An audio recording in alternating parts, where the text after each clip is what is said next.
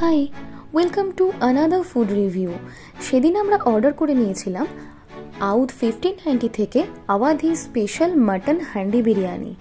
আর ওদের প্যাকেজিংটা as usual ছিল ভীষণ ভালো। এই যে এটা ছিল বিরিয়ানির হাঁড়িটা। আমরা না বিরিয়ানি খাওয়ার আগে বিরিয়ানির হাঁড়িটারই প্রেমে পড়ে গেছিলাম, এত সুন্দর ছিল হাঁড়িটা দেখতে। আর যেমন তোমরা সবাই জানো যে আউধ 1590 ইজ ফেমাস ফর ওদের traditional authentic Awadhi cuisine, লখনৌই cuisine এসবের জন্য।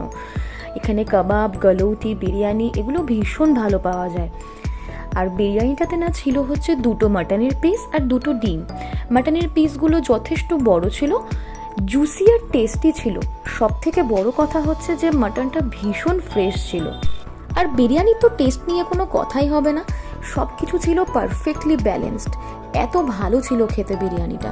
শুধু আমাদের যেটা মনে হয়েছে যে কোয়ান্টিটিটা হয়তো একটু বেশি হলে ভালো হতো, মানে আমাদের পার্সোনাল ওপিনিয়ন এটা। কারণ আমরা না ওদেরকে বারবার জিজ্ঞেস করেছিলাম যে এটা দুজনের জন্য সাফিসিয়েন্ট হবে কি না দুটো নিলে ভালো হয়। তো ওরা আমাদেরকে বারবার একই জিনিস সাজেস্ট করছিল যে এই স্পেশাল হান্ডি বিরিয়ানিটা যেটা, সেটা নাকি দুজনের জন্য এনাফ। তো অবভিয়াসলি এটা খাবারের ওপর ডিপেন্ড করে যে কে কেমন খায়, কিন্তু আমরা যেহেতু বিরিয়ানি লাভার তো দ্যাটস ওয়াই আমাদের মনে হয়েছে যে কোয়ান্টিটিটা হয়তো একটু বেশি হলে হয়তো ভালো হতো, মানে তাহলে দুজন মানুষের জন্য না সাফিসিয়েন্ট হতো ব্যাপারটা। আর আমরা এক্সট্রা দুটো আলু অর্ডার করেছিলাম। বাঙালি তো বিরিয়ানি আলু ছাড়া ভাবতেই পারে না, দ্যাটস ওয়াই আমরা দম বিরিয়ানির আলু অর্ডার করেছিলাম, পার পিস 30 রুপিস করে পড়ে।